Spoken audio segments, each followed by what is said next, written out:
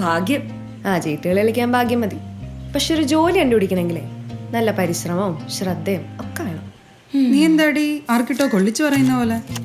പഠിത്തം കഴിഞ്ഞ പാടെ എനിക്ക് ജോലി കിട്ടി എന്തോ ലക്കിന്റെ പുറത്താന്നൊക്കെ ഉള്ളൊരു ടോക്ക് ഇവിടെ ഉള്ളത് ഞാൻ അറിഞ്ഞു. എന്നാ അങ്ങനെയല്ല. പിന്നെ എങ്ങനെയാണാവോ? എടി, ആദ്യം ജോലിക്ക് വേണ്ടി പഠിക്കാൻ തീരുമാനിക്കുമ്പോ അത് ജോലി സാധ്യതയുള്ള കോഴ്സാണോ എന്ന് അറിയണം. എന്നിട്ട് അത് ഏറ്റവും പെട്ടെന്ന് ജോലി കിട്ടാൻ സാധ്യതയുള്ള കോഴ്സാണെന്ന് ഉറപ്പ് വരുത്തണം. അങ്ങനെയാണ് ഞാൻ ഹോസ്പിറ്റൽ അഡ്മിനിസ്ട്രേഷൻ കോഴ്സിനെ പറ്റി അറിയണത്. ഇവിടെ എല്ലായിടത്തും ഹോസ്പിറ്റലില്ലേ, അവിടെ എല്ലാം ഒരുപാട് ഓപ്പർച്യൂണിറ്റീസും ഉണ്ട്. ശരിയല്ലേ? എന്നാ പിന്നെ ഞങ്ങളും ഹോസ്പിറ്റൽ അഡ്മിനിസ്ട്രേഷൻ പഠിച്ചാലോ? അങ്ങനെ എവിടെയെങ്കിലും പോയി പഠിച്ചിട്ട് കാര്യമില്ല മോളെ. പഠിക്കേണ്ട സ്ഥലത്ത് തന്നെ പഠിക്കണം. ഞാനിത് പഠിക്കാൻ തീരുമാനിച്ചപ്പോ തന്നെ പല ഹോസ്പിറ്റലും പോയി അന്വേഷിച്ചു. ഇവിടുത്തെ പ്രമുഖ ഹോസ്പിറ്റലിലുള്ള നോൺ മെഡിക്കൽ സ്റ്റാഫിൽ ഭൂരിഭാഗം പേരും ISST പഠിച്ചതാ. എന്താ കാര്യം? ISSTയിലെ സിലബസും അടിപൊളി ഇൻസ്ട്രക്ടേഴ്സും പ്ലേസ്മെന്റ് അസിസ്റ്റൻസും ഇന്റർവ്യൂ സപ്പോർട്ടും ഒക്കെ തന്നെ കാരണം.